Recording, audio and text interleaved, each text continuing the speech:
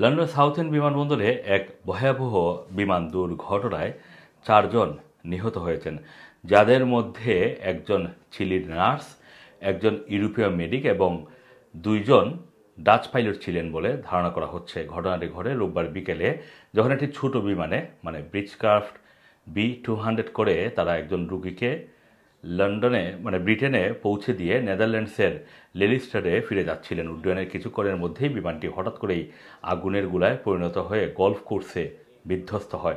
প্রত্যক্ষদর্শীরা জানান, বিমানটি রানওয়ে থেকে উড়ার পর মাত্র ১৭৫ ফুট উচ্চতায় উঠে এবং প্রতি মিনিটে মাত্র ১২৯ ফুট গতিতে চলছিল। এরপর সেটি হঠাৎ করেই বাঁ দিকে ঢলে পড়ে এবং প্রায় উল্টো হয়ে নাকের দিক থেকে নিচে নেমে এসে আছড়ে পড়ে এবং আগুনে গোলায় পরিণত হয়।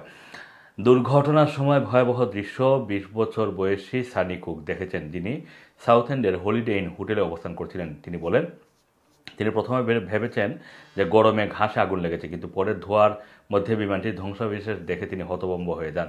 এরপর তো যেন পুরো এলাকাটি বিশৃঙ্খলায় ভরে গেল। অ্যাম্বুলেন্স, ফায়ার সার্ভিস সহ সব জরুরি পরিষেবা মুহূর্তের মধ্যেই চলে আসে। ৬৬ বছর বয়সী ব্র্যাড কনার্স জানিয়েছেন যে পরদিন সকালে তিনি আজকে সকালে আলেকেন্তে যাওয়ার উদ্দেশ্যে সেই হোটেলে ছিলেন।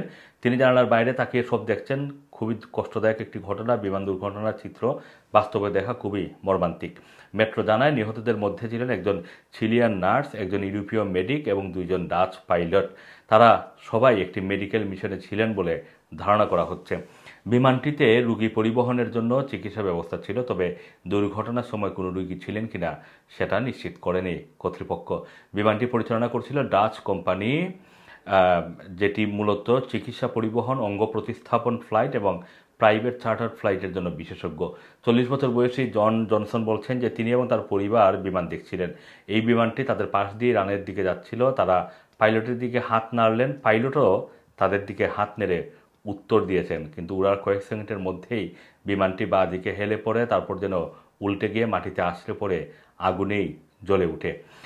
ফ্লাইট বাতিল করা হয়েছে, যার যাত্রীদের দুর্ভোগ চরমে পৌঁছেছে। বিমানবন্দর বন্ধ থাকায় অনেক যাত্রী তাদের নির্ধারিত ফ্লাইটে উঠতে পারেননি। লুটনের ১৯ বছর বয়সী অলিভার জামিট এবং খনি কুলসো মার্খাম মাল্টা যাওয়ার জন্য প্রস্তুতি নিচ্ছিলেন। অলিভার বলেন, তার বাবা মাল্টায় ছিলেন এবং সেপ্টেম্বরে মারা যান। বাবার স্মরণে প্রথমবারের মতো তারা দেখে যাচ্ছিলেন, যদিও এখন তাদের হিথ্রো থেকে যেতে হবে, কারণ তারা পরিস্থিতি এই মুহূর্তে বুঝতে পারছেন। বিমানবন্দর কর্মীদের একজন বলেন যে তারা সবাই ভীষণ ভেঙে পড়েছেন। এখানে তারা সবাই একটি পরিবারের মতো। এখন তাদের তদন্তকারীদের কাজ করতে দিতে হবে। এই মর্মান্তিক দুর্ঘটনা এখন তদন্তাধীন এবং কী কারণে এই দুর্ঘটনা ঘটেছে সেটা খুঁজে বের করতে রানওয়ে এলাকা জুড়ে বিশেষজ্ঞরা ক্লু সংগ্রহ করছেন।